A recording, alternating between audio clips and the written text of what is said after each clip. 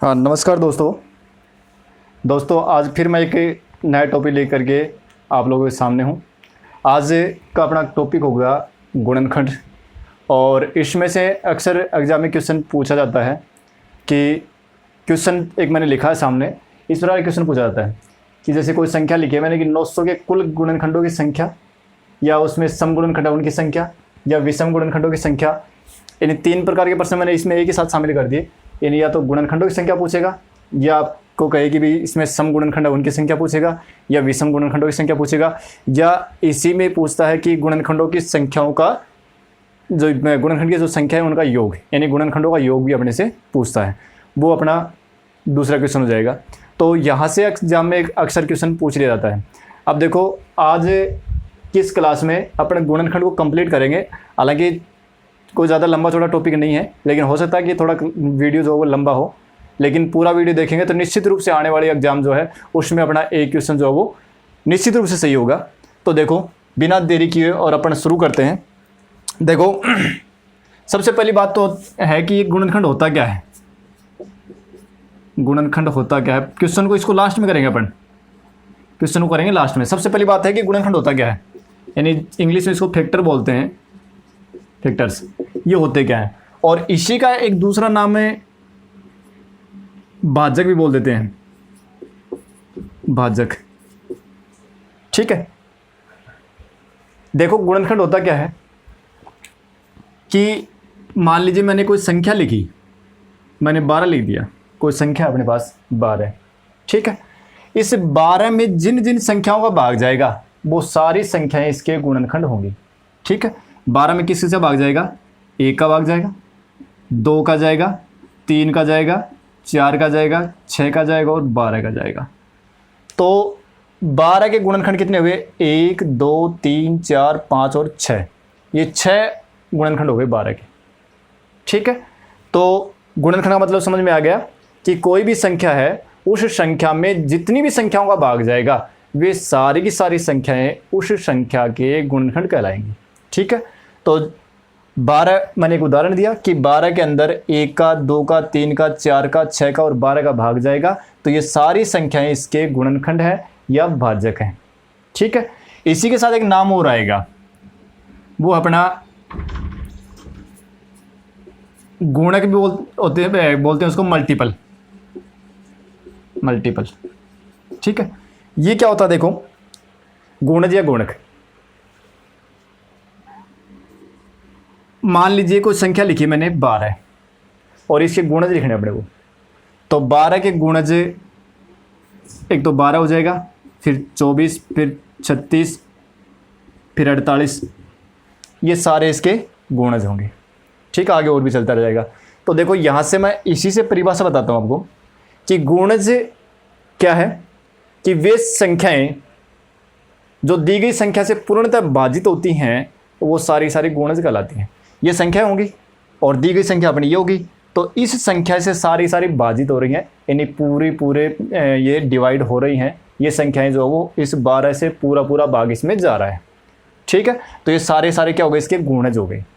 तो कोई भी संख्या अगर आपको गुणज पूछे कि भाई इसके गुणज निकालो, तो गुणज निकालना जैसे आपसे 6 के गुणज पूछे कि भाई 6 के गुणज निकालो, तो 6 के गुणज क्या होंगे, यानी 6 को 1 से गुणा करो 6, 6 को 2 से करोगे तो 12, 6 को 3 से करोगे तो 18, 6 को 4 से करोगे तो 24। इस प्रकार से चलते जाएंगे, कितने भी गुणज निकाल लो। ठीक है। तो यहाँ पर एक चीज़ क्लियर कर लें कि किसी भी संख्या के गुणज वो तो अनंत होते हैं, यानी अनगिनत होते हैं। किसी भी संख्या के गुणज वो तो अनगिनत होते हैं, लेकिन किसी संख्या के गुणनखंड है वो लिमिटेड होते हैं, सीमित होते हैं। ठीक है। एग्जाम्पल के तौर पर हमने 12 लिखे, देखो 12 के 6 ही गुणनखंड होंगे, इससे ज़्यादा नहीं हो सकते। लेकिन 12 के अगर गुणज की बात करें तो बहुत सारे हो जाएंगे इसके। ठीक है। तो यहाँ पर मैंने गुणज गुणनखंड के साथ ही मैंने बता दिया गुणज क्या होता है। तो गुणनखंड का मतलब तो ये हुआ कि जिन जिन संख्या दी गई संख्या जिन जिन संख्याओं से भाजित होगी वो सारी सारी संख्याएं उसके गुणनखंड कहलाएंगी। और गुणज में क्या होगा कि वे संख्याएं जो दी गई संख्या से पूर्णतः भाजित होंगी। देखो इसमें तो क्या है कि ये जो सारी सारी संख्याएं जो दी गई संख्याओं को दी गई संख्या को पूर्णतः भाजित करती हैं, यानी वे सारी सारी संख्या जो दी गई संख्या को पूर्णतः भाजित करती हैं वो तो कहलाएंगे गुणनखंड। और वे सारी की सारी संख्याएं जो दी गई संख्या से पूर्णतः भाजित हो रही हों, यानी इससे भाजित होंगी, तो वो कहलाएंगी गुणज या गुणक, मल्टीपल्स। ठीक है, तो ये था अपना पहली बात तो ये थी कि गुणज और गुणनखंड होते क्या हैं। पहले ये क्वेश्चन लिखा अपन ने, सीधा इस पर नहीं पहुंचेंगे, पहले अपन इस कंसेप्ट को क्लियर करेंगे गुणनखंड होते क्या है। कंसेप्ट जब तक क्लियर नहीं होगा तब तक अपना क्वेश्चन करना व्यर्थ है, रटना नहीं है, पहले समझना है, उसके बाद में अपने आप इसकी वो ट्रिक्स बन के आएंगी, अपने आप फॉर्मूले बनेंगे और उससे अपन इसको फिर सोल्व करेंगे। तो देखो आगे गुणनखंड की बात होगी और गुणक की बात होगी। अब बात करते हैं अपन, इसी में एक नाम हो रहेगा अभाज्य गुणनखंड, एक नाम हो रहेगा अभाज्य गुणनखंड। देखो एक तो गुणनखंड हो गया और एक आएगा अभाज्य गुणनखंड। यहां पर दोनों चीज क्लियर कर लेते हैं। ठीक है, उदाहरण हमने लिया था अभी 12 का लिया था। 12 के गुणनखंड कितने हुए? 1 2 3 4 6 और 12, यानी इसमें 1 का भाग भी जाएगा, 2 का भी जाएगा, 3 का भी जाएगा, 4 का भी जाएगा, 6 का भी जाएगा और 12 का भी जाएगा। और अभाज्य गुणनखंड अगर अपने को निकालने हैं तो वो अपन इस तरीके से निकालेंगे, पहले 2 का भाग देंगे, सबसे छोटी अभाज्य संख्या 2 अपने पास, 1 का भाग यहाँ नहीं देंगे। ठीक है, अभाज्य गुणनखंड मतलब ये हुआ कि गुणनखंड वो जो अभाज्य संख्या हो, इसका मतलब ये है कि वे गुणनखंड जो अभाज्य संख्या है, इसमें सारे गुणनखंड है, इसमें भाज्य भी है और अभाज्य भी है। ठीक है, ये 2 तो अभाज्य हो गई, ये 3 भाज्य संख्या हो गई। ठीक है, तो अभाज्य गुणनखंड में केवल वो संख्याएं जो अभाज्य हैं। 2 का भाग देंगे तो 6 आएगा, फिर 2 का भाग देंगे 3 आएगा, फिर 3 का भाग देंगे तो 1 आ जाएगा। तो इसके जो अभाज्य गुणनखंड हुए वो तो हो गए ये। ठीक है, और इसके जो गुणनखंड होंगे वो ये हो गए। तो ये तो हो गए अभाज्य गुणनखंड और ये हो गए गुणनखंड। ठीक है, अब बात आती है अपनी, हमने 12 के गुणनखंड लिखे, वो कितने आए? 6 आए। और 12 के अभाज्य गुणनखंड यानी गुणनखंडों की संख्या तो हो गई इसमें कितनी? गुणनखंडों की संख्या तो हो गई, वो तो हो गए अपने पास से 12, इसमें तो हो गई 6। 12 के जो गुणनखंड है वो कितने हो गए? 6 हो गए। और इसमें अभाज्य गुणनखंडों की संख्या कितनी हो गई? अभाज्य गुणनखंडों की संख्या हो गई, वो हो गई अपने पास दोस्तों 3। 1 2 3 इनको काउंट कर लो, वही होगी। ठीक है, अब एक उदाहरण और लेता हूं मैं, जिसमें यानी ये मानिए चलिए कि अपना एक क्वेश्चन हो गया जिसमें आपसे ये पूछ रहा है कि इसके गुणनखंडों की संख्या बताओ और अभाज्य गुणनखंडों की संख्या बताओ। क्वेश्चन मैंने लिखा कि 24 कोई संख्या है और इसके आपको क्या बताने हैं? एक तो गुणनखंडों की संख्या बतानी, टोटल गुणनखंड क्या होंगे, और एक आपको बतानी है अभाज्य गुणनखंडों की संख्या, गुणनखंडों की संख्या। ठीक है, एक तो कुल गुणनखंडों की संख्या और एक अभाज्य गुणनखंडों की संख्या अपने को बतानी है। ठीक है, तो देखो 24 में किन किन संख्याओं का भाग जाएगा भाई? 1 का भाग जाएगा, 2 का जाएगा, 3 का जाएगा, 4 का जाएगा, 6 का भी चला जाएगा, 8 का भी चला जाएगा, 12 का भी चला जाएगा और 24 का भी चला जाएगा। तो इसके जो गुणनखंड है वो कितने हो गए?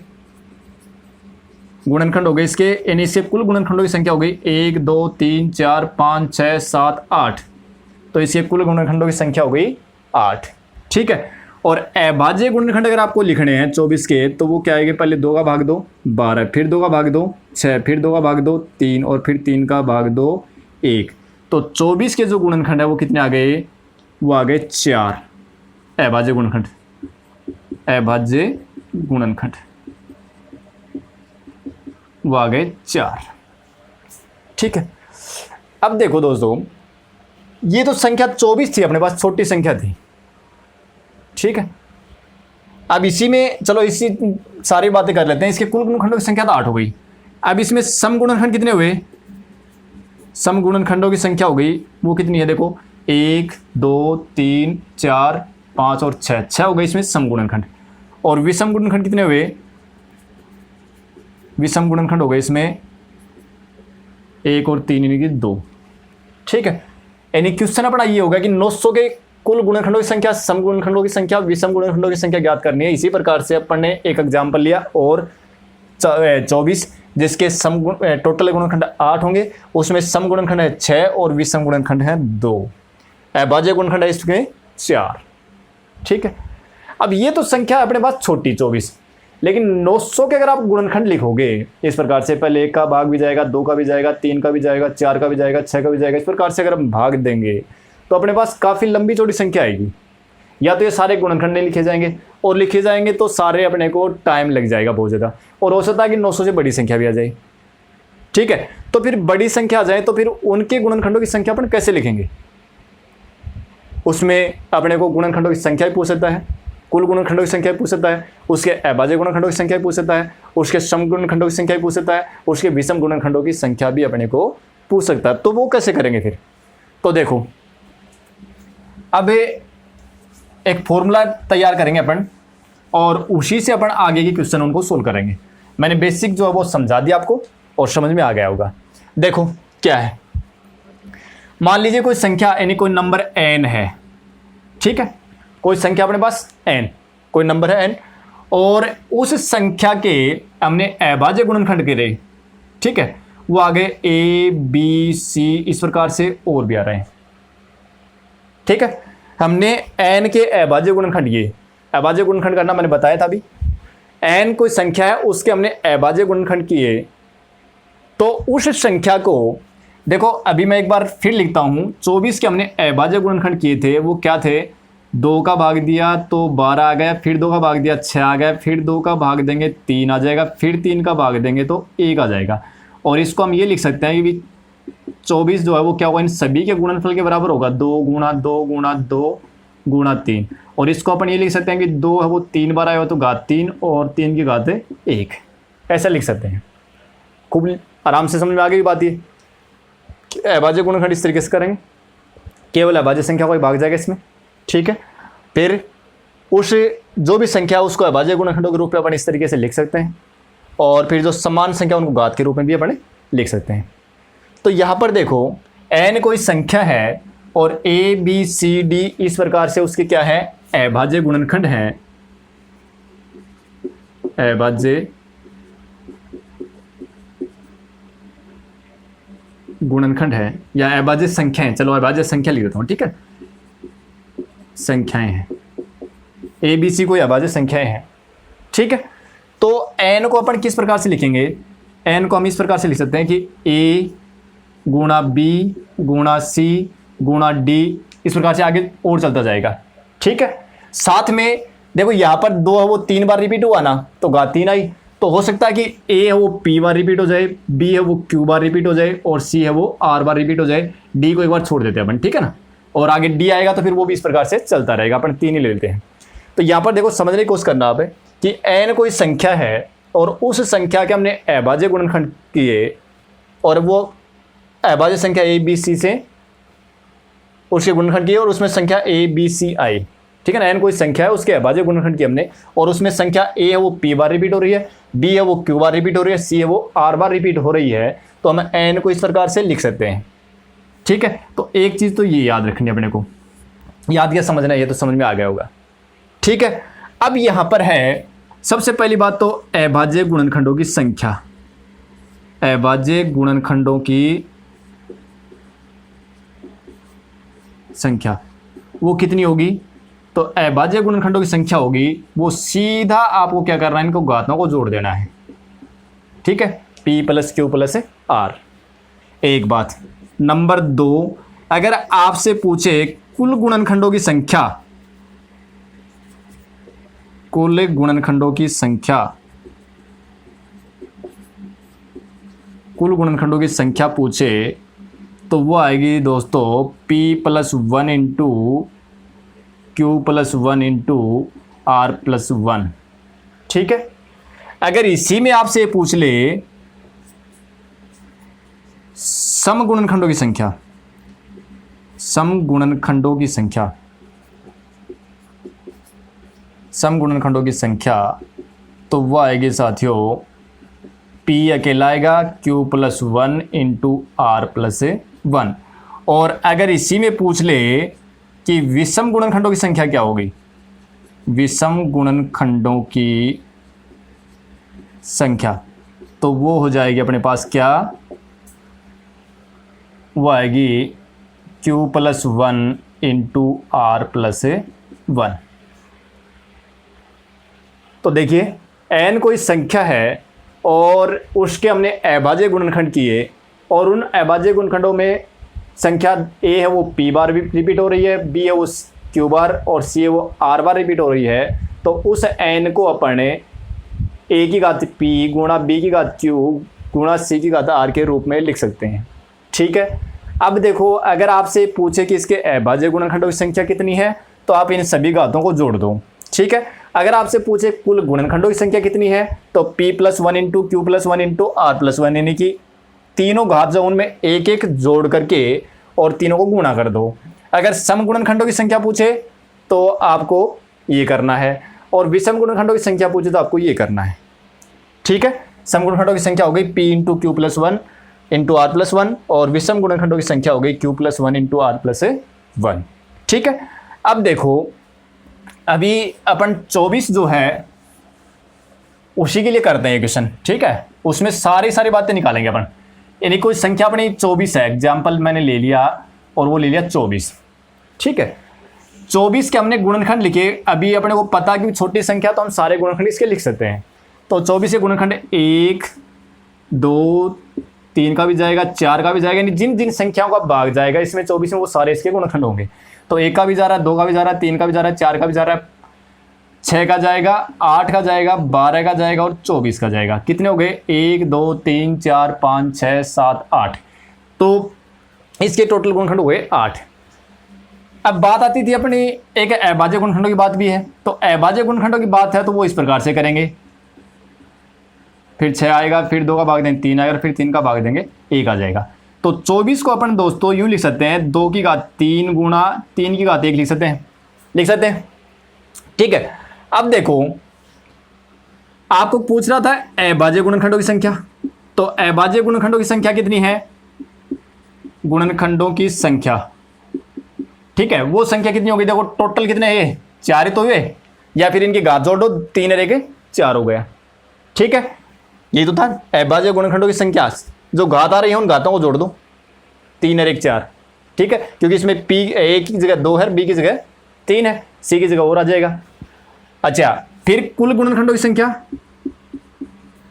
कुल गुणनखंड कितने हैं, यानी कुल गुणनखंडों की संख्या कितनी है वो देखो कैसे निकालेंगे, p+1 इंटू p की जगह कौन है 3, तो 3 + 1 गुणा Q+1 यानी 1+1, r है नहीं इसमें। ठीक है, तो ये कितना होगा, 3 1 4 और 2 1 1 2, तो 4 को 2 से गुणा करें तो 8। देखो गिन के देखो, 1 2 3 4 5 6 7 8, 8 गुणनखंड हुए टोटल।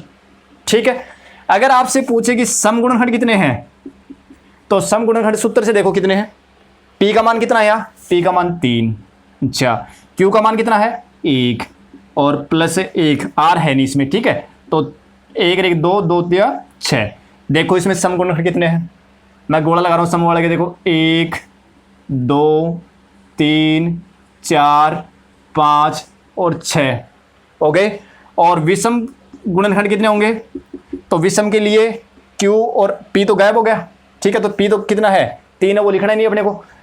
q की जगह कितना है 1, तो 1 + 1 r है नहीं, तो ये कितना हो गया 2 हो गया।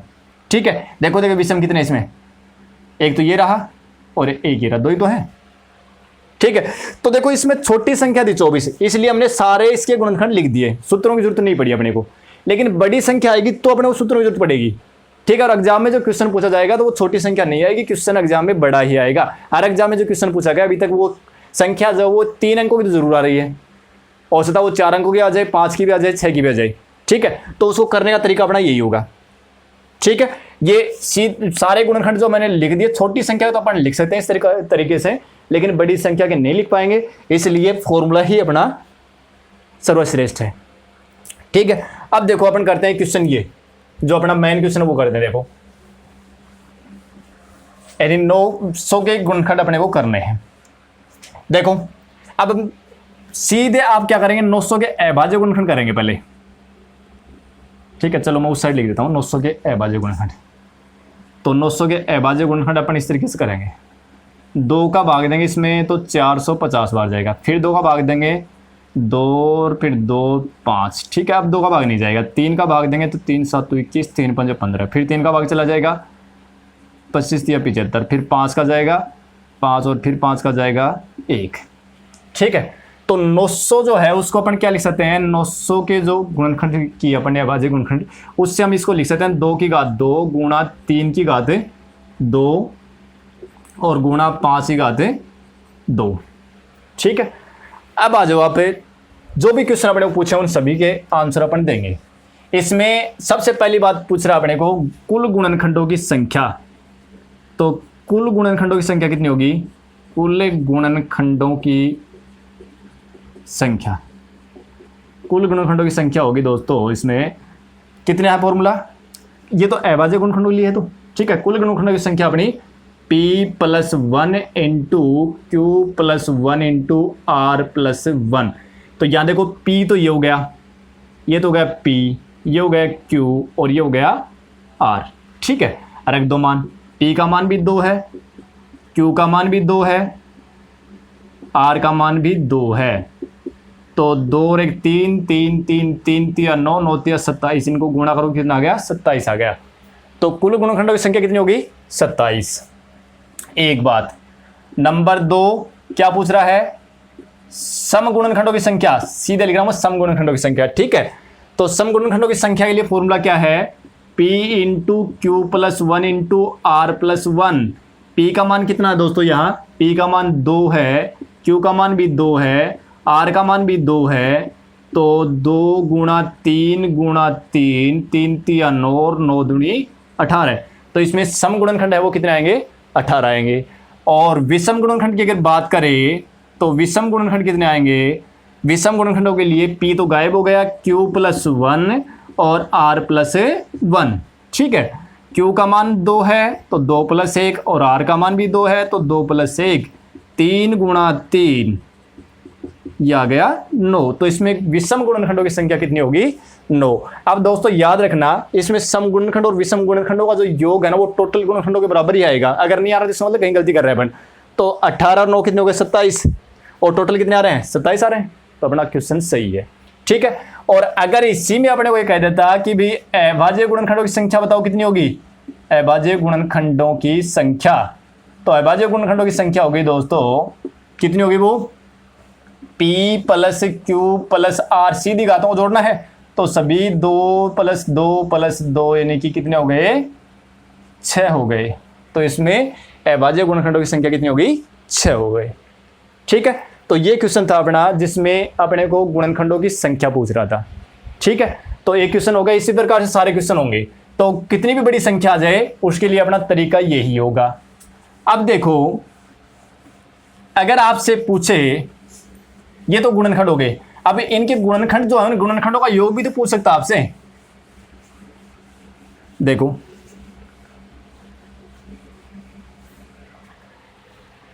अगला क्वेश्चन लिख कर रहा हूं मैं कि अगर आपसे पूछ ले, क्वेश्चन दे दिया अपने को कि भाई 12 के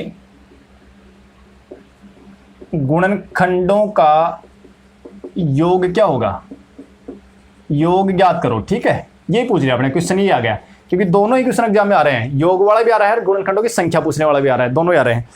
तो देखो तरीका तो क्या अपना कि भाई 12 के गुणनखंड लिखो आप, तो 1 का भाग जाएगा, 1 तो सभी का गुणनखंड होता है, ठीक है। 2 का जाएगा, 3 का जाएगा, 4 का जाएगा, 6 का जाएगा और 12 का जाएगा, ठीक है। ये सारे इसके गुणनखंड आ गए। अब इनका योग करना अपने को, तो 1 + 2 + 3 + 4 + 6 + 12 और इन सभी को जोड़ें, 1 2 3 3 3 6 4 10 10 6 16 और 12 28। तो दोस्तों इसका योग कितना आ गया, 28 आ गया। अब देखो यहाँ ये संख्या तो छोटी थी, एग्जाम में अपने को छोटी की संख्या नहीं मिलेगी। अगर यहीं पर है और बड़ी संख्या दे दी होती, जैसे अभी थोड़ी देर पहले अपने को 900 दिया था, अगर वही 900 दे देता तो उसके 900 के गुणनखंड लिखते पहले तो 27 गुणनखंड आए थे, अपन ने थोड़ी देर पहले देखा था, और फिर उन 27 का योग कर दे। तो पहली बात तो ये है कि हम 27 गुणनखंड पूरे नहीं लिख पाते, उसमें कहीं ना कहीं गलती कर देते हैं, और फिर उनका योग कर दे। तो ये मान के चलो कि हम सारी अगर सेफ्टी रख लें तो भी 5 मिनट का समय लग जाएगा, जबकि क्वेश्चन में अपने जो कंपटीशन की एग्जाम में बैठेंगे तो उसमें अपने को इतना समय मिलेगा नहीं, यानी लास्ट अपने को अगर मिलता है तो 40 सेकंड मिलती हैं, ठीक है, तो फिर क्या करें? तो इसके लिए भी अपने पास क्या है, कुछ कोई इनको शॉर्टकट तरीका होगा, उससे करना पड़ेगा। तो देखो मैं फिर वही बात कर रहा हूं कि n कोई संख्या है और उस संख्या के हमने अभाज्य गुणनखंड किए a b c इस रूप में आ रहे हैं। a है वो p बार हो रहा है, रिपीट हो रहा है, b है वो q बार, c है वो r बार। ठीक है, तो n को हम इस प्रकार से व्यक्त कर सकते हैं, a की घात p गुणा b की घात q गुणा c की घात r। ठीक है, अब देखो इसमें अगर हम गुणनखंडों का योग करेंगे ना, गुणनखंडों का योग, तो गुणनखंडों का जो योग है वो साथियों वो क्या आएगा, वो ये आएगा, अपना ध्यान रखें, a की घात 0 प्लस a की घात 1 प्लस a की घात 2 इंटू प्लस a की घात p तक। ठीक है, और फिर गुणा में a b की घात 0 शुरू करो, प्लस b की घात 1 प्लस b की घात 2 और फिर प्लस में b की घात q। ठीक है, और फिर c की घात 0 इंटू गुणा में है सारे। ठीक है, c की घात 0 प्लस c की घात 1 प्लस c की घात 2 और प्लस c की घात r, ये आएगा। तो एक तो ये फॉर्मूला हो गया, यानी गुणनखंडों का योग निकालना, तो वो तो ये फॉर्मूला हो गया। ठीक है, और अगर आपसे पूछे कि भी सम गुणनखंडों का योग क्या होगा, अगर आपसे कहे कि सम गुणनखंडों का योग क्या होगा, अगर अपने पास जो a है, ये सम a जो है वो क्या है, अपना सम अभाज्य संख्या है। ठीक है, तो उस समय सम गुणनखंडों का योग, सम गुणनखंडों का योग, तो वो साथियों क्या होगा, उस समय आपको क्या करना है, केवल a की घात 0 का जो पद है ना वो गायब हो जाएगा बस, प्लस a की घात p गुणा b की घात 0 प्लस b की घात 1 प्लस b की घात 2 प्लस b की घात q और गुणा में c की घात 0 प्लस c की घात 1 प्लस c की घात 2 प्लस c की घात r। ये आ गया सम गुणनखंडों का योग। और अगर आपसे पूछे कि भाई a इसमें सम है, तो विषम गुणनखंडों का योग, गुणनखंडों का योग, तो वो क्या आएगा, तो विषम गुणनखंडों का जो योग है वो आएगा, देखो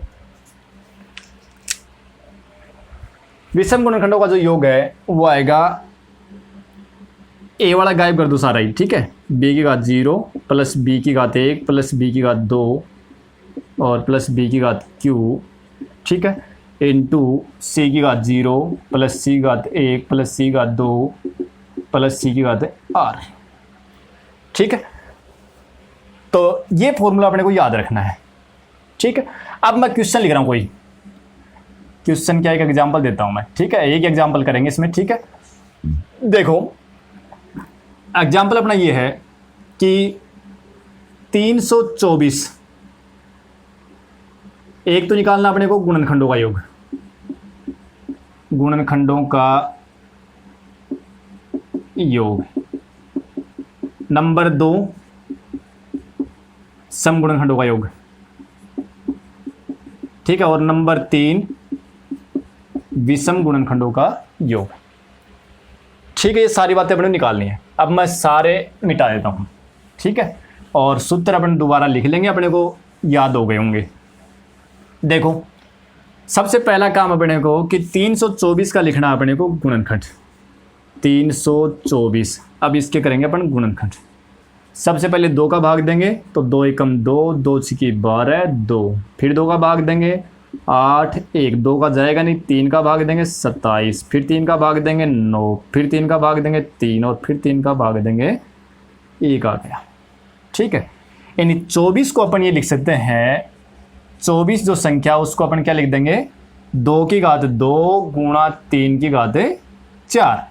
ठीक है, अब देखो यहाँ पी ए तो गया, ये तो गया ए। ठीक है, ये हो गया बी, मैं छोटे छोटे लिख देता हूँ नीचे, ये पी हो गया और ये क्यू हो गया। यहाँ सी और आर गायब है। ठीक है, वो है नहीं, वो आए नहीं और आगे संख्या और आई नहीं। ठीक है, अब अपने को क्या क्या पूछा है, सबसे पहले तो गुणनखंडों का योग, गुणनखंडों का योग क्या था साथियों, फॉर्मूला वो अपना ये था ए की घात 0 प्लस ए की घात 1 प्लस ए की घात 2 प्लस ए की घात पी तक, है ना। और बी की घात 0 प्लस बी की घात 1 प्लस बी की घात 2 प्लस बी की घात क्यू तक। फिर सी लिखने की जरूरत है नहीं, क्योंकि सी है ही नहीं इसमें, सी नहीं लिखेंगे, ठीक है। अब देखो कितनी है, घात 2 तक ही तो है, तो 2 तक काम मिलेंगे, 3 होंगे 3 तक काम मिलेंगे, 4 होंगे तो 4 तक काम मिलेंगे। तो ये हो गया अपने पास ए का मान तो हो गया 2, तो 2 की घात 2 2 की घात 0 प्लस 2 की घात 1 प्लस 2 की घात 2, ठीक है। इसमें बी का मान कितना 3, तो 3 की घात 0 प्लस 3 की घात 1 प्लस 3 की घात 2 प्लस 3 की घात, कहते 4 तक है ना, 3 और प्लस 3 की घात 4, ठीक है। अब देखो किसी भी संख्या की घात 0 उसका मान होता है 1, 2 और 2 की घात 2 यानी 4, ये 1 हो गया, 3 3 तिया 9 और 9 तिया 27 और 27 को 3 से गुणा करो तो ये आएगा 81। अब इनको जोड़ोगे तो ये तो हो गए 4 2 6 1 7, और इनको जोड़ोगे तो कितना आएंगे 9 और 10 से 3 13 और 27 40 और 121 आ गई। और अगर हम इनको गुणा करते हैं तो 7 एकम 7 7 दूनी 14 और 7 एक 8, तो इसके जो गुणनखंडों का जो योग आएगा वो कितना आएगा 847 आएगा दोस्तों, ठीक है। तो अपनी संख्या कितनी थी 324 है, 324 के गुणनखंडों का जो योग है वो कितना आएगा 847 आएगा। अब इसी में क्या पूछा दूसरा कि इसके सम गुणनखंडों का योग बताओ कितना होगा, तो सम गुणनखंडों का योग, ठीक है। अब सम गुणनखंडों का योग करते हैं अपन, तो सम गुणनखंडों का योग कितना आएगा, सम गुणनखंडों का योग, सम गुणनखंडों का योग वो क्या अपना फॉर्मूला, उसके लिए है a की घात 1 प्लस बी a की घात 2 और इस प्रकार से a की घात p तक है, साथ में b की घात 0 से b की घात 1 b की घात 2 b की घात 3 और इस प्रकार से कहाँ तक है b की घात q तक है, ठीक है। r इसमें है नहीं c और r है नहीं, ठीक है। देखो a का मान 2 है, 2 की घात 1 प्लस 2 की घात 2, बस इतना ही, क्योंकि 2 की q का मान कितना 2 तक, p का मान 2 तक ही तो है। आगे चलिए b की घात, b कौन है 3, 3 की घात 0 3 की घात 1 3 की घात 2 3 की घात 3 और 3 की घात 4, ये कितना हो गया 4 और 1 5 सॉरी 6, ये हो गए 6 भाई। 2 की घात 2 का मान 4 और 2 6, और ये कितना हो गया 3 की घात 0, किसी भी संख्या की घात 0 उसका मान होता है 1 3 और ये कितना हो गया 9, ये 27 और ये हो गया अपने पास है 81, और इन सभी को जोड़ेंगे तो ये आएगा 121, ठीक है। 10 और 3 13 121 आएगा, और 121 को 6 से गुणा करोगे तो 6 6 दूनी 12 726 आएगा दोस्तों। तो कितना गए 726 आ गया। तो इसमें सम गुणनखंडों का योग कितना आ गया 726। टोटल गुणनखंडों का योग आपने निकाल लिया 747 आया था। अब विषम गुणनखंडों का पूछा है, तो विषम गुणनखंडों का योग कितना होगा, तो उसके लिए फॉर्मूला क्या था अपना, उसमें आपको क्या करना है, विषम गुणनखंडों का योग करें तो उसमें क्या कर देना आपको, a तो लिखना ही नहीं है, ठीक है ना। तो a तो गायब हो गया भाई, जो सम संख्या वो गायब हो जाएगी, ठीक है। तो सम कौन है 2, a सम है वो गायब हो गई। अब कौन है 3, तो b की घात 0 शुरू करेंगे ना, b की घात 0 प्लस b की घात 1 प्लस b की घात 2 प्लस b की घात q तक, और फिर c की घात 0 प्लस c की घात 1, इस प्रकार से चलेगा c की घात r तक। लेकिन यहाँ c भी नहीं है और r भी नहीं है, तो ये छूट जाएगा, ठीक है। इसको नहीं लिखना अपने को। अब देखो अगर b तक है तो b लिखेंगे, ठीक है ना, c को नहीं लिखेंगे। अगर c है तो ही लिखेंगे, आगे d है तो फिर d और लिख देंगे आगे इस तरीके से, ठीक है। तो ये लिखेंगे नहीं अपन। तो देखो b का मान कितना है यहाँ 3, 3 की घात 0 3 की घात 1 और 3 की घात 2 और 3 की घात 3 और 3 की घात 4। अब इनको जोड़ेंगे तो ये आ जाएगा 3, 3 का वर्ग 9, 3 का घन हो जाएगा 27 और 3 की घात 4 का मान होगा 81। इन सभी को जोड़ोगे ना साथियों तो वो आ जाएगा अपने पास 121। तो विषम गुणनखंडों का जो योग है वो कितना आया है 121। ठीक है, तो ये हो गया अपने पास है विषम गुणनखंडों का योग। इस तरीके से आप किसी भी संख्या के अभाज्य गुणनखंडों की संख्या निकाल सकते हैं और किसी भी संख्या के अभाज्य गुणनखंडों की संख्या निकाल सकते हैं, उनके कुल गुणनखंडों की संख्या निकाल सकते हैं, फिर गुणनखंडों का योग कर सकते हैं, सम गुणनखंडों की संख्या निकाल सकते हैं, सम गुणनखंडों का योग कर सकते हो, विषम गुणनखंडों की संख्या निकाल सकते हो, विषम गुणनखंडों का योग कर सकते हो। अब एक क्वेश्चन और बता रहा हूँ मैं आपको जो एग्जाम में पूछा जाता है, और वो क्वेश्चन इस टाइप का है, वो सभी में मिलता जुलता हो गया।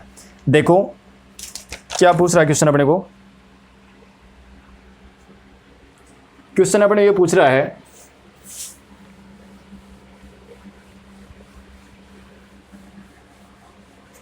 अब ये जो अपने गुणनखंडों की संख्या बात थी वो खत्म हो गई। ठीक है, एक क्वेश्चन गुणनखंड से संबंधित है, वो आता है इस प्रकार से।